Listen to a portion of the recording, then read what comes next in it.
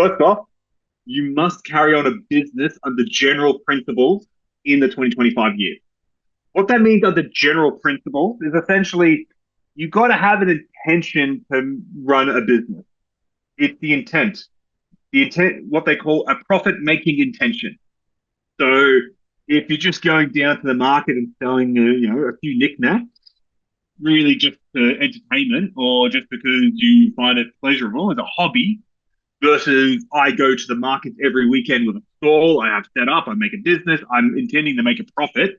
That's really the difference is what they mean by general principles. Your business must have an aggregated annual turnover of less than $10 million. This also means if you have multiple businesses, they all count together. So let's just say you had a plumbing business and you also operated a bakery.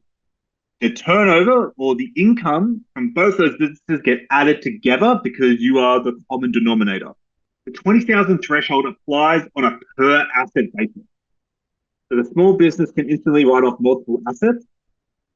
However, the asset must cost less than $20,000. So people get confused and they go, oh, I buy a $50,000 asset and I get the first $20,000 as a deduction. That's not the case. It has to cost under $20,000 in order to access it.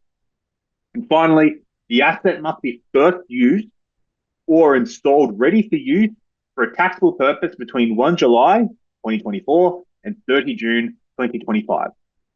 You also have to elect to use the simplified depreciation rule for that year.